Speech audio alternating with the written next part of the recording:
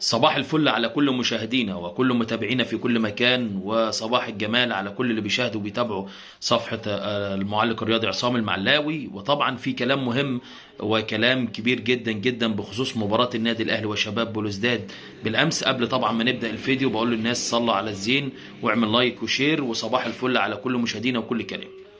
شفنا المباراة امبارح وشفنا الكوارث اللي بتحصل في مباراة النادي الأهلي وشباب بلوزداد الجزائري، وخسارة النادي الأهلي بهدف مقابل لا شيء. عايزين كده نرجع للذاكرة ورا ونرجع، لأن في كلام مهم جدا وفي ألفاظ هنقولها وربما تكون أول مرة نتكلم وننفعل على هذا الكلام وهذا المهزلة اللي بتحصل في مباريات النادي الأهلي ولاعيبة النادي الأهلي وإدارة النادي الأهلي ومدير فني النادي الأهلي. لو نرجع كده بالذاكره ورا شويه ونجيب مباراه باتشوكا المكسيكي في بطوله كاس العالم للانديه، اللي قعدنا ندعم اللعيبه وندعم الجهاز الفني وندعم الاداره وقلنا هنوصل كنا فوزنا خلاص على العين الاماراتي، وكان فاضل لنا خطوه ونقابل باتشوكا المكسيكي ونفوز ونوصل لمباراه ريال مدريد، ويبقى حلم اتحقق بالنسبه للنادي الاهلي وجماهير النادي الاهلي. الماتش خلص 0-0 ووصلنا لركلات الجزاء. فريق باتشوكا ضيع اول ضربتين جزاء وخلاص حطينا بنسبة 90% ان الاهلي ان شاء الله هيكسب المباراة. دخل محمود كهربا ضيع ركلة الجزاء وهي ركلة الفوز، ولابد كان عمرو السولية موجود كان يدخل يشوط، بس دي قرارات من المدير الفني اللي ابتدى يعمل حاجات غريبة جدا جدا. ضربة الجزاء بتاعت عمر كمال اللي طلعت بره تماما عن المرمى، ورجع فريق باتشوكا للمباراة وفاز فريق باتشوكا بالمباراة في ظل غضب شديد جدا جدا من جماهير النادي الأهلي. وطبعا لعيبة النادي الأهلي مش حاسة بزعل الجماهير ولا حاسة بأي حاجة.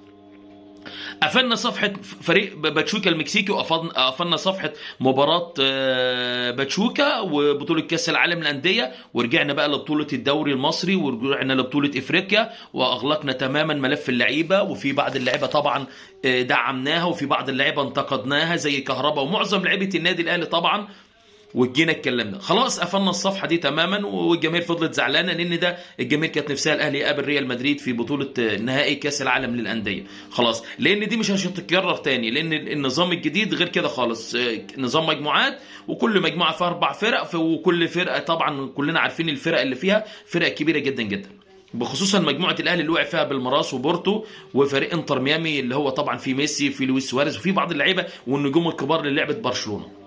رحنا بقى لماتش مين؟ رحنا بقى لماتش شباب بلوزداد الجزائري في القاهره هنا، ورجعنا لبطوله افريقيا بعد ما كنا مهزومين بهدف مقابل لا شيء في احداث الشوط الاول بخطا كبير من الحارس اللي هو رقم 1 لمنتخب مصر، اللي بيقولوا عليه رقم 1 لمنتخب مصر، اللي هو بيعمل كوارث طبعا محمد الشناوي، اللي مش شايف ان في منافس له على دكه البدلاء، وده عيب مدير فني. عيب مدير فني ان هو اصلا ما بيحطش منافس لمحمد الشناوي، ما بيلعبش مصطفى شوبير. اللي لعب مصطفى شوبير ماتش يجي الماتش التاني يلعب محمد الشناوي، وده حاجه مش حلوه خالص. ماشي، مين محمد الشناوي؟ عمر ما في لعيب بيكبر على عمر ما في لعيب اعلى من الاهلي. الاهلي هو اللي بيعمل اللعيبه، هو اللي بيعمل المدير الفني. فانت ما تجيش تيجي لعب لي عشان لعيب كابتن فرقه، لا ده يقعد وغيره يلعب. اللعيبه دي شبعت تمام. لعبنا شباب بلوزداد الجزائري، اتغلبنا اتهزمنا، اتحط فينا جول في الشوط الاولاني، قدرنا ان احنا نتعادل في الشوط الثاني ونجيب الثاني والثالث والرابع ولحد فوزنا بنتيجه 6-1.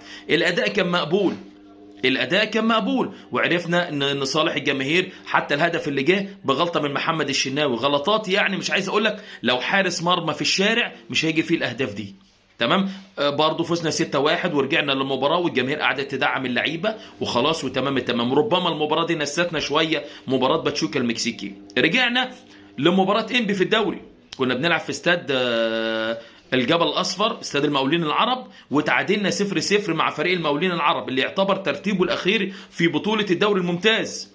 والنادي الاهلي طبعا قابل فريق انبي، وانبي جات له ضربه جزاء في دقيقه 88 تقريبا من احداث نهايه الشوط الثاني، ولولا الحظ طلعت الكره بره. مفيش لعيب في النادي الاهلي ادى بنسبه 1%، كل اللعيبه صفر على الشمال، كل لعيبه النادي الاهلي صفر على الشمال، لعيبه ما تستحقش تلبس تيشيرت النادي الاهلي، لعيبه كلها. مفيش لعيب في لعيبه النادي الاهلي كلها كان في مستواه، ان كان كل اللعيبه ضاعت ضربه الجزاء، مفيش رد فعل ابدا من لعيبه النادي الاهلي، مش في يعني مفيش لعيب اصلا كان في مستواه، وتعادلنا 0-0 وربنا ستر ان احنا ما اتغلبناش من فريق وطلع الماتش 0-0 وخدنا نقطه وكده من مفيش، ونحمد ربنا ان احنا خدنا نقطه، لان ربما كنا اصلا ما ناخدش ولا نقطه، ان اصلا كان الاهلي هيتغلب، ولولا الحظ ان ضربه الجزاء طلعت بره.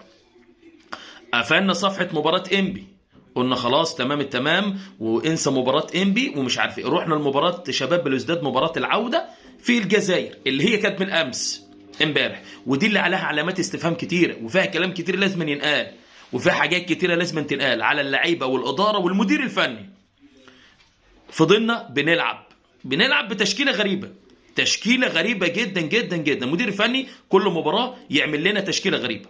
هنتكلم الاول عن التشكيله. تشكيله يعني عايز اقول لك، انت بتلعب كريم الدبيس بقاله فتره ما بيلعبش، بتلعبه تمام. كريم الدبيس دوت اصلا انت نازل تموته. طب ما انت عندك بره وتلعب خالد عبد الفتاح. خالد عبد الفتاح ده على الله حكايته، هي ارزاق، وبيلعب في النادي الاهلي، ما بيرفعش رفعه، ما بيقطعش كوره، مش عارف يستلم كوره، مش عارف يباص كوره. الجبهه بتاعته شوارع، الجبهه بتاعته شوارع. لو تفتكر في مباراه شباب بلوزداد في القاهره، الجون جاي من محمد الشناوي من الجبهه اليمين بتاعت خالد عبد الفتاح. ايضا الجون اللي جه في النادي الاهلي من جبهه خالد عبد الفتاح. اللعيب اي لعيب بيعدي منه مفيش عنده رد فعل خالص. لعيب لابس تيشيرت الاهلي كده، يعني عايز اقول لك هي ارزاق ماشيه. لعيب ما يلعبش، اللعيب اللي بيلعب في الشارع احسن من خالد عبد الفتاح. الجبهه بتاعته شوارع، ده وجهه نظر انا، ويمكن وجهه نظر الناس التانية بقى غير كده، لكن انا بقول لك وجهه نظر، ودي كلام الناس وجماهير النادي الاهلي، ان خالد عبد الفتاح ده لعيب لا يصلح للنادي الاهلي، وكل اللعيبه لا تصلح للنادي الاهلي. انت عندك لعيبه في النادي الاهلي لا تصلح للنادي الاهلي. انت فين انت اصلا؟ مدير فني اصلا بيدير المباراه غلط، بقاله كام ماتش كده بيدير المباراه غلط، بيوصل رساله للنادي الاهلي واداره النادي الاهلي ان انا عايز امشي. ما تمشيه يا عم في داهيه. مدرب ما بيفهمش، مدرب حمار، مشيه في داهيه. مشيه، عايز يمشي مشيه.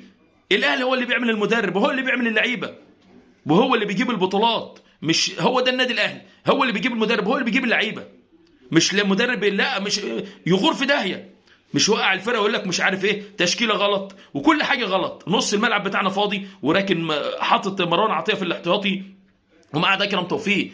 اكرم توفيق اللي بيتعالى على النادي الاهلي دلوقتي بعد ما كان متصاب رباط صليبي، والاهلي عالجه ورجعه ووقفه على رجله، دلوقتي شبع وبيتنك على الاهلي دلوقتي، ويقول لك انا عايز كذا وعايز كذا وعايز كذا، عايز العادي بتاعي في كذا. لا، النادي الاهلي اللي بيعملك، مش انت اللي بتعمل للنادي الاهلي. ده اللعيبه اللي شبعت. نيجي نتكلم، بقول لك خالد عبد الفتاح شوارع، مدرب اصلا اول تغيير له في الدقيقه 76، عنده لعيبه مش عارفه تقف على رجليه. عنده خالد عبد الفتاح ده مفيش. احمد كوكا في نص الملعب بيلعب لوحده، مفيش. عمرو السوليه نفس النظام. ما انت عندك مروان عطيه قاعد بره، ما بتلعبوش ليه؟ هتقول لي خالد عبد الفتاح، طب ما انا خالد عبد الفتاح قعده دكه ولاعب اكرم توفيق باك يمين، ولا من قله الناس. خالد عبد الفتاح ده مفيش كوره بيلعبها صح، ولا رفعه، مش قادر يرفع الكوره. تيجي تتكلم على الحارس الكبير محمد الشناوي اللي بيقول لك عليه الاخطبوط، محمد الشناوي اللي الهدف اللي دخل منه بيدي الكره للعيب عشان يحطها جول. حارس مرمى بصراحه فظيع، ما ينفعش خالص. خلاص هو عايز يمشي رخر، ما يغور في داهيه. مصطفى شوبير اللي انت ظالمه معاك، ما توقفه يا عم. اما يلاقي مصطفى شوبير بيقف هيبقى في منافسه بين الحراس المرمى. لكن انت في ايه؟ وانت كل مره محمد الشناوي اللي لعبت مصطفى شوبير ماتش، بقى الماتش اللي بعده تلعب محمد الشناوي عليه. يعني محمد الشناوي، الاهلي اللي عمل اسم محمد الشناوي، والاهلي بيعمل اسم اي لعيب. فانت ما تجيش تقول لي محمد الشناوي الكابتن ورقم واحد. لا، مش رقم واحد. اللعيبه دي شبعت كلها. اللي شبع يا باشا يمشي، ما تقعدوش في النادي الاهلي. عمال يحرقوا في دم الجماهير ليه؟ عمال ندعم فيكم، ما فيش فايده. اقسم بالله الواحد امبارح ربنا اللي يعلم به من بعد الماتش وبعد الهزيمه، مباراه مش صعبه على النادي الاهلي، مباراه تكسبها بسهوله هنا في القاهره وفي الجزائر. ما تقوليش بقى شباب بلوزداد والجماهير والكلام من ده، لا. انت تكسب اي فرقه، انت اسمك النادي الاهلي، كل بيعمل لك 1000 حساب. انت رقم واحد في افريقيا. مش تقول لي انا بلعب جماهير ايه يا عم اللي انت بتتكلم عليه؟ انت كنت امبارح ايه؟ انت وحش، بس تكسب فرقه مش اللي هي تكسبك 1-0، مش اللي هي تكسبك يعني. محمد الشناوي نفس الخطأ اللي حصل في مباراة القاهرة هو نفس اللي حصل في مباراة الجزائر، بيدي الكرة للعيب يجيبها جون. هو ده حارس مرمى؟ ده حارس مرمى بيستهبل اقسم بالله. غوره يا عم، ولا مشيه في داهيه، ولا قعدوا على الدكه، ولعب مصطفى شوبير. ادوا فرصه للناس. انت ظالم الناس دي معاك. ما طول ما انت هو بيقف الناس دي هتزعل طبعا، اي واحد كده. لكن لا، لعبه لعيبه كلها برضو مش في مستواه. ان كان امام عاشور ولا عمرو السوليه ولا احمد كوكا ولا خالد عبد الفتاح اللي على الله حكايته. تمام، اتكلمنا عن اللعيبه واتكلمنا عن التشكيله، تعال اتكلم عن المدير الفني. ايه التغييرات اللي انت عمال تعملها؟ انت بعد ما تلاقي نفسك خلاص اول تغيير في الدقيقه 76 وانت منزل بيرسي تاو في الاخر ولا كهربا، يعملوا ايه؟ هو انت كسبان عشان تضيع وقت؟ ده انت مغلوب 1-0. اخطاء فظيعه على المدير الفني، خلاص بقى بيألف، بقى بيخترع. عايز يمشي يا عم مشيه، خلاص جاله عروض كتيره وعايز يمشي من النادي الاهلي، مشيه، هتجيب غيره. النادي الاهلي هو اللي بيعمل المدير الفني، يعني النادي الاهلي هو اللي بيعمل المدير الفني. يعني ما ينفعش احنا زي ما بنشكر في المدير الفني واللعيبه، زي ما بننتقد اللعيبه والمدير الفني. كولر كويس وتمام تمام، بس لما يبقى وحش لازم نقول وحش. هي دي جماهير النادي الاهلي. اللعيبه نفس النظام، زي ما بيكونوا حلوين نقول حلوين، لازم يكونوا وحشين نقول وحشين. هو ده وجهه نظر، ولازم ان احنا نتكلم حاجه زي كده. مش كل دي مش لعيبه، مفيش رد فعل خالص في الملعب. ايه اللي انتوا بتعملوه اصلا؟ لعيبه بتاخد ملايين وجماهير بتتفرج عليها بتحرق دمها عشان خاطر ماتش. انت مش عاجبك يا باشا، مش عاجبك النادي الاهلي، خلاص غور في داهيه. اللاعب اللي عايز يحترف مشيه. انت مشيت لعيبه من النادي الاهلي وما عندكش بدايل، مشيت محمد عبد القادر وما عندكش بديل اللي هو مكان احمد، مشيت محمد شريف، مشيت اليو ديانج في وسط الملعب لا غنى عن اليو ديانج، مشيت حمدي فتحي مقاتل في نص الملعب لا بديل عنه، مشيت لعيبه كتير. فين البدايل؟ مشيت محمد عبد المنعم، فين البدايل؟ مفيش بدايل. وعمالين نقول هنتعاقد مع صفقات سوبر عشان داخلين على كاس العالم للانديه ومش عارف ايه، مفيش. واحد زي اسامه ابو علي، حمدنا ربنا ان جالنا واحد زي اسامه ابو علي كويس تمام في الهجوم، فين البديل بتاعه؟ ما اللي لعب لك النهارده مش هيلعب لك بكره، هينصاب. فانت لازم يكون عندك بدايل. فين البدايل وفين الصفقات اللي انت هتجيبها يا كابتن محمود يا خطيب؟ فوق الفرقه بتاعت فرقه النادي الاهلي وقعت خلاص. فوق، شوف المدير الفني عايز يمشي مشيه. رجع الكابتن سيد عبد الحفيظ مدير كرة تاني من بعد الكابتن سيد عبد الحفيظ ما ساب النادي الاهلي، والنادي الاهلي في ضياع. انجح مدير كوره في النادي الاهلي، بيعرف يسيطر على اللعيبه، بيعرف يشوف اللعيبه، بيعرف ياخد ويدي بين اللعيبه وبعضها، بيعرف يطلع كل اللي عند اللعيبه. احسن مدير كوره جه للنادي الاهلي، مدير كوره ناجح. محمد رمضان خصومات ايه يا عم؟ محمد رمضان اللي انت بتتكلم عليه ما فيش هيجي غير سيد عبد الحفيظ مش هيجي زيه. ففوق يا كابتن محمود يا خطيب، لازم ان النادي الاهلي يرجع لمكانته الطبيعيه. النادي الاهلي كان بيدخل المباراه وعارف هياخد ال3 نقط، فاللي بيحصل ده مع النادي الاهلي ما ينفعش.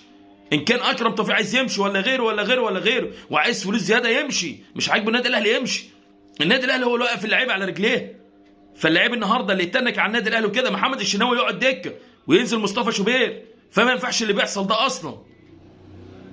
فلازم المدير فني اصلا بيعمل تشكيلات غلط.